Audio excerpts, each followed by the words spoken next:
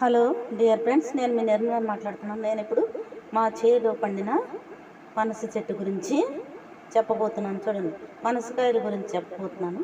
పనసకాయలు పంటకు వచ్చిన తర్వాత కలర్ మారిపోతాయి, మంచి స్మెల్ వస్తాయి. అది చూడండి, పండిపోయిన కాయ చూసారా? ఇది ఒక పండ్ల చెట్టు అని మీకు తెలుసు. ఇది తూర్పు ఆసియాకు చెందినది. ప్రపంచంలోనే అతిపెద్ద పండుని ఇచ్చే చెట్టు ఇదే. దాదాపు ఒక్కోటి 36 కేజీలు ఉంటుంది. 90 సెంటీమీటర్ల పొడవు, 50 సెంటీమీటర్ల వ్యాసం కలిగి ఉంటాయి. ఈ పనస పండు సైంటిఫిక్ నేమ్ వచ్చి ఆర్టోకార్పస్, కింగ్డమ్ వచ్చి ప్లాంటే.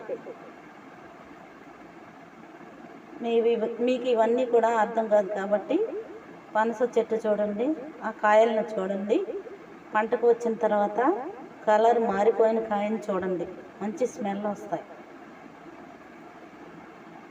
ఇది చాలా ఔషధ విలువలు కూడా కలిగి ఉన్నది.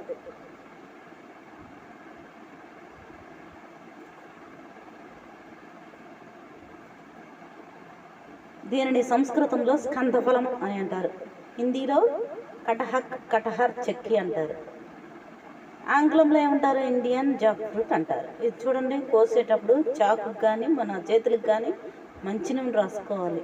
అప్పుడు జిగురు అంటకుండా ఉంటుంది, ఆ పాలు జిగురు అంటకుండా ఉంటాయి. చూసారా? లోపల ఉన్న దాన్ని, పనస పొట్టుని కూర కూడా వండుకోవచ్చు, చాలా రుచిగా ఉంటుంది. మా పనస తొనలు చాలా టేస్టీగా ఉంటాయి. కొన్ని పనస తొనలు చాలా పెద్దగా ఉంటాయి కానీ టేస్టీగా ఉండవు. చూసారా? మా పెద్ద కొడుకు పనసతొనలు తిని ఎలా ఉందో చెప్తున్నాడు. చాలా బాగున్నాయట, చాలా టేస్టీగా ఉన్నాయి. ఈ వీడియో మీకు నచ్చినట్లయితే ముందుగా సబ్స్క్రైబ్ చేయండి, లైక్ చేయండి అండ్ షేర్ చేయండి.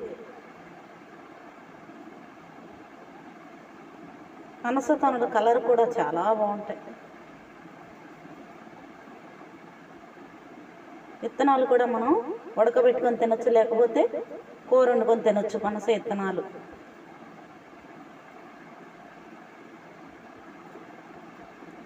చూసారు ఎలా ఉందో? ఈ వీడియో మీకు నచ్చట్లయితే ముందుగా సబ్స్క్రైబ్ చేయండి, లైక్ చేయండి అండ్ షేర్ చేయండి. ప్రతిరోజు నేను పెడుతున్న వీడియోలు చూస్తున్నారా? బాగుంటున్నాయా? మా చేలో ఉన్న కొండ చీపురు ఎలా ఉంది? మరలా ఒకసారి చూద్దాం దాన్ని. Bye friends.